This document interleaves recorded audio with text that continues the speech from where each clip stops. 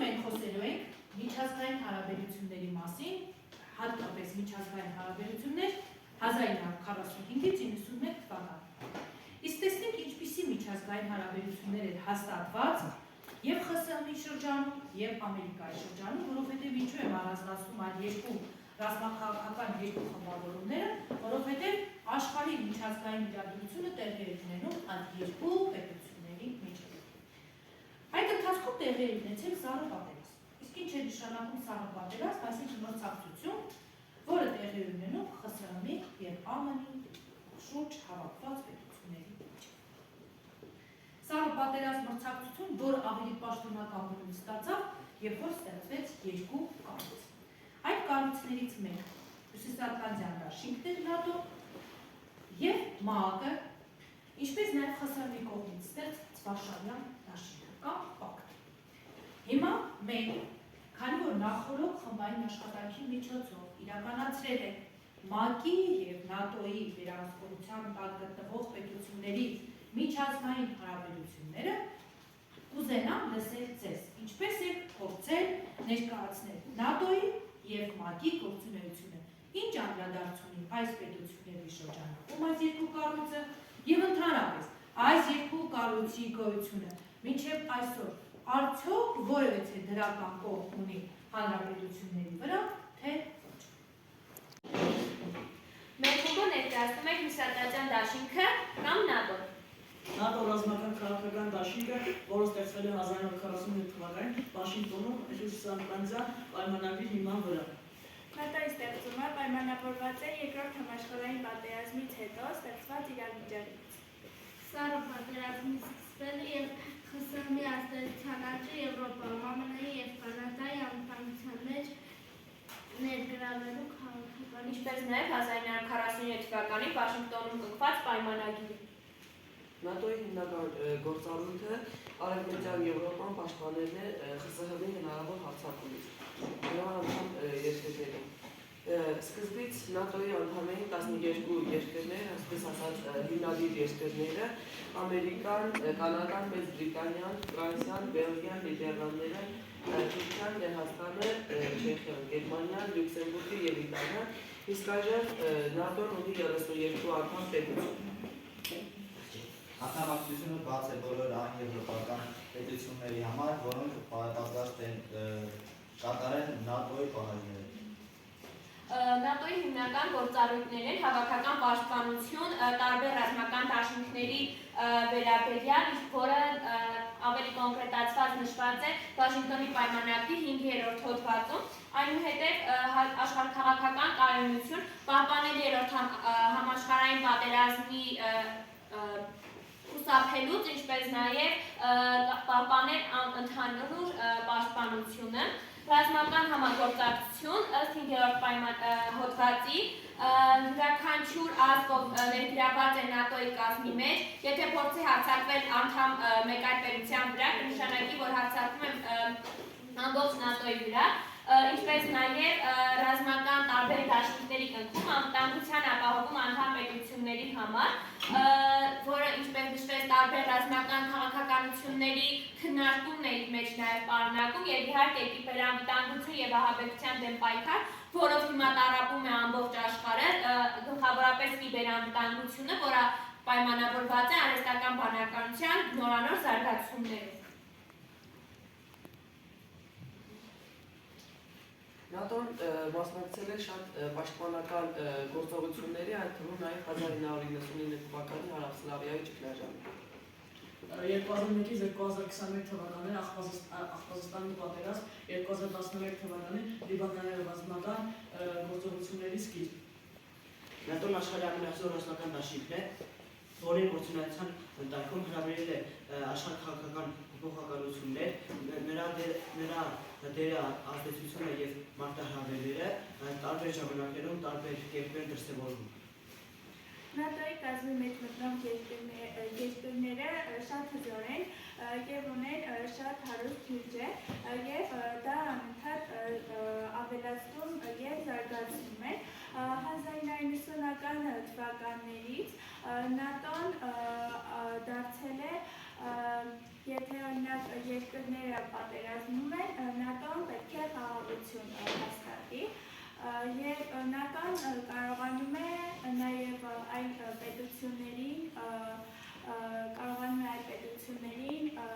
հանգստացնել եւ օգնել։ ՆԱՏՕ-ն լինելով համաշխարհային մեծ կարևորություն ունեցող ռազմական դաշինք չէր կարող չունենալ մարտահրավերներ։ Առաջինը Ռուսաստանի հետ հարաբերություններն են, ԽՍՀՄ-ի փլուզումից հետո ՆԱՏՕ-ն իհարկե կանգնեց ընդլայնեց դեպի արևելյան ուղղությունը եւ այդտեղ իր համար մեծ խոչընդոտ է Ռուսաստանը եւ Ռուսաստանի հզորությունը։ Այնուհետեւ Ուկրաինայի առայժմ 22 թվականից մինչև օրերս առաջ եկավ Ուկրաինայի եւ Ռուսաստանի միջև ընդլայնվող պատերազմը, որտեղ ՆԱՏՕ-ն Ռուսաստանի ուժերը թույլատրելու նպատակով մեծ օժանդակություն տվեց Ուկրաինային, այնուհետև անդամ երկրների միջև տարաձայնություններ են, քանի որ ՆԱՏՕ-ի անդամները կազմում են 32 պետություն եւ նրանք պահպանում են յուրաքանչյուրն իր անձնական շահերը, ապա տարաձայնություններ լինել չէր կարող Չինաստանի աճող ազդեցությունը։ Ճիշտ է, ՆԱՏՕ-ն տարածում է հիմնականում Ատլանտյան ափերին, սակայն Չինաստանի աճող տնտեսությունը եւ նրա հզորությունը չէր կարող նրա համար խոչընդոտ չհանդիսանալ։ Անդամ պետությունների տարաձայնություններից մեկն այն է, որ ԱՄՆ-ն անդրադառնում է ՆԱՏՕ-ի կառավարությանը ամենակարևոր ուշադրությունը դարձել Չինաստանին, սակայն անդամակից 31 պետությունները պահպանում են իրենց շահերը եւ իհարկե կիբերանվտանգության սպառնալիք, քանի որ դա կարող է խոչընդոտ հանդիսանալ անդամ պետությունների ներքին կյանքի վերաբերյալ։ Մեր կողմը ներկայացնում է Միավորված ազգերի կազմակերպությունը ՄԱԿ-ը։ ՄԱԿ-ը միջկառավարական միջազգային կազմակերպություն է, որի նպատակն է ներկայացնել ժողովրդի միջև խաղաղություն եւ պահպանել դրանց միջև անվտանգությունը։ ՄԱԿ-ի հիմնական դասանակները գտնվում են Նյու Յորք քաղաքում, ինչպես նաև Մանհեթեն քաղաքում, որոնք արտահայտական են։ Մյուս գլխավոր դասանակները տեղակայված են Ժնևում, Նայրոբիում եւ Վիեննայում։ ՄԱԿ-ը հովանավորում է նրանց անդամ պետությունները կամավոր կամ որպես պարտադիր ներդրումներով։ ՄԱԿ-ի հիմնական պարտականություններից է պահպանել մարդու իրավունքները։ Այն ամենախոշոր կազմակերպությունն է, որը առաջացել է Սառը պատերազմի ավարտին 1945 թվականին հոկտեմբերի 24-ին։ ՄԱԿ-ը ձախողված ազգերի լիգայի իրավահաջորդն է։ Սա ՄԱԿ-ի Միավորված ազգերի կազմակերպության դրոշն է։ Ստեղծման տարեթիվն ենք նշելու, չէ՞։ Ստեղծվել է 1945 թվականի հոկտեմբերի 24-ին։ ՄԱԿ-ի աշխարհում խաղաղություն պահպանելու առաքելությունը շատ դժվար է առաջին տասնամյակներում, սկսված Սառը պատերազմի ընթացքում Խորհրդային Միության և Միացյալ Նահանգների և դրանց համապատասխան դաշնակիցների հարաբերությունների պատճառով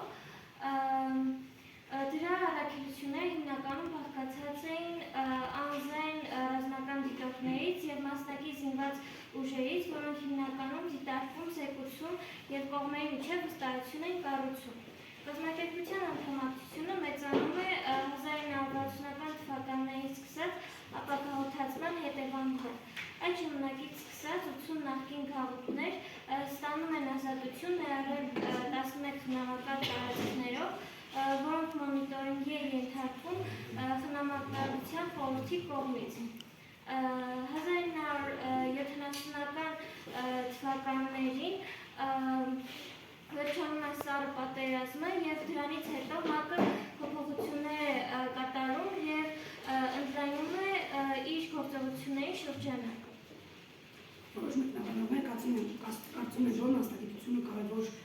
շուրջ է, մինչդեռ նրանք մտածում են Շատերը մտածում են, որ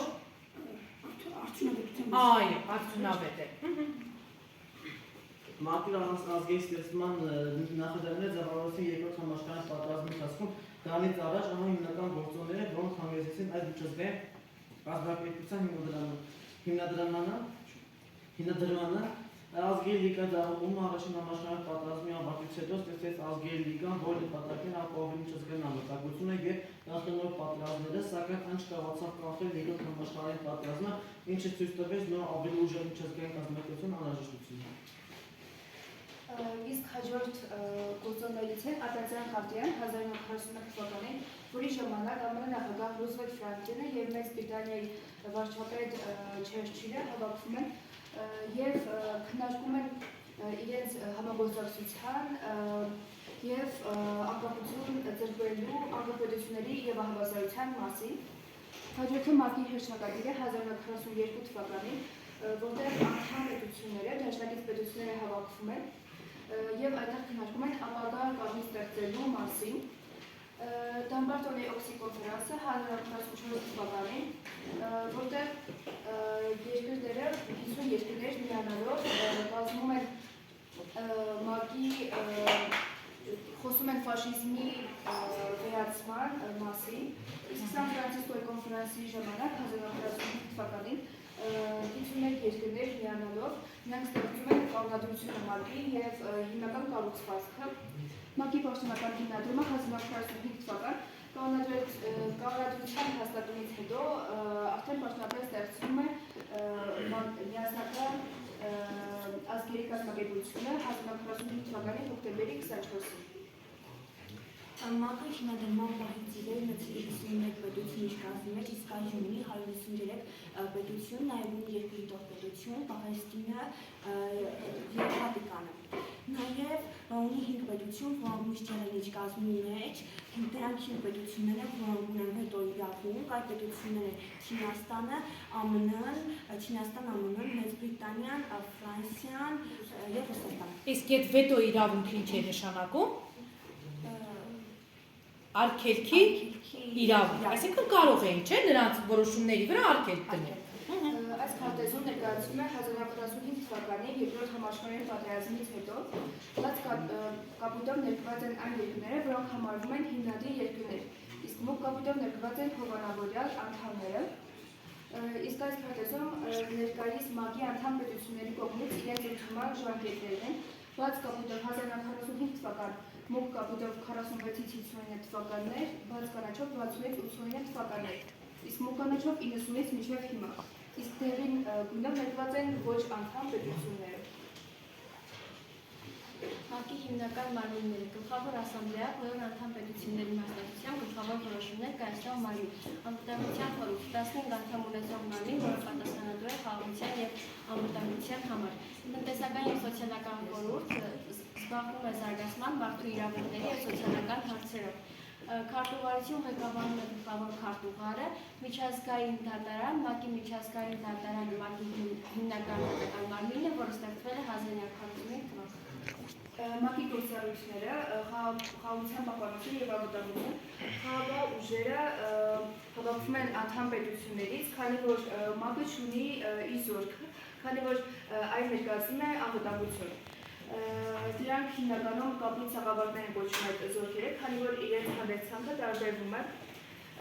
Իսկ որպես այդպիսին 1980 թվականին նրանք արժանանում են խաղաղության Նոբելյան մրցանակին։ Բոլիվիական կապի ցեղավարտը Չիլիում սիրավորությունների ժամանակ։ Իհարկե շատ գեղեցիկ խմբային աշխատանք կազմակերպվեց, բավականին գեղեցիկ ներկայացվեց երկու միջազգային կառույցների պատմությունը, ստեղծման նշանակությունը, պատճառը եւ ամենակարևորը ներկայացրեցին դրանց գործառույթները, այսինքն թե ինչի համար ստեղծվեցին այդ երկու ռազմաքաղաքական խմբավորները կամ ընդհանրապես այդ երկու խմբավորումները։ Եվ իմ դասի նպատակը, որը ես նպատակ էի դրել այս դասի համար, ձեզ ուղղակի ծանոթացնել այս երկու քաղաքական կազմակերպությունների կառույցի, գործառույթի մասին կարելի ասել իր վերջնական արդյունքը տվեց։ Իսկ վերջնարդյունքը, որ դուք դրանում պետք է իմանայիք այդ երկու կառույցի մասին եւ ձեզ մոտ ինչը պետք է զարգանար այսօր, 8 կարողություններից որ կարողունակությունը պետք է զարգանար, այո, մեդիա լրատվությունը զարգացավ ձեզ մոտ։ Այսինքն դուք կարողացաք ճիշտ օգտվել